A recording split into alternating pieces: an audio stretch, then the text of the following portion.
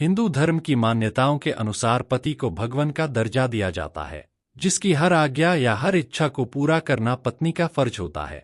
और इतने पूजनीय होने के बाद अपने पति का नाम नहीं लेते, इसके पीछे कई कारण हैं।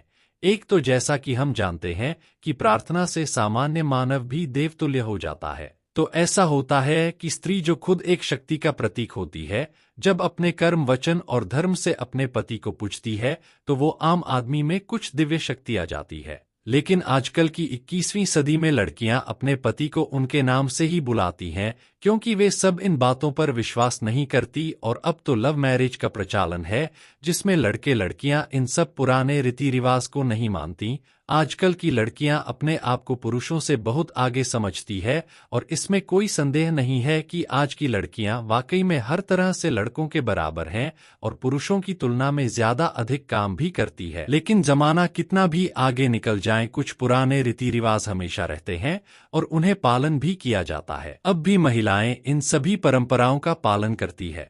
परंपराओं के अनुसार हर रिवाज के पीछे कोई कारण जरूर होता है, वहीं पति के नाम ना लेने के पीछे भी एक कारण है। आइए जानते हैं क्यों नहीं लेती पत्नियां पति का नाम। ये है पति का नाम न लेने के पीछे का कारण। हमारे शास्त्रों के अनुसार महर्षि वेदव्यास जी को भगवान का अवतार माना गया है।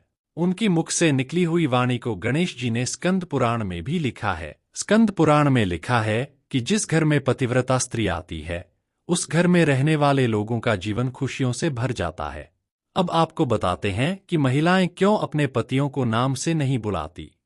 दरअसल स्कंद पुराण में लिखा है कि पतियों को नाम से बुलाने पर उनकी उम्र घटने लगती है, इसलिए पतियों की लंबी आयु के लिए महिलाएं कभी भी उन्हें उनके नाम से संबोधित नहीं करती हैं। इसके अलावा स्कंद पुराण में यह भी लिखा हुआ है कि वही महिलाएं पतिव्रता स्त्री कहलाती हैं जो अपने पतियों के खाने के बाद ही भोजन करती हैं। यह भी कहा गया है जो महिलाएं अपने पतियों के सोने के बाद सोती हैं और सुबह पति के उठने से पहले उठ जाती हैं, उन्हें ही पतिव्रता पत्नी का दर्जा दिया जाता है। आपको जानकर हैरानी होगी कि एक पतिव्रता स्त्री को कभी श्रृंगार नहीं करना चाहिए यदि उनका पति किसी कारणवश उनसे दूर रहता हो तो। इतना ही नहीं, एक पतिव्रता स्त्री को अपने पति से अनुमति लिए बिना किसी भी तीर्थ स्थान या उत्सव में नहीं जाना चाहिए।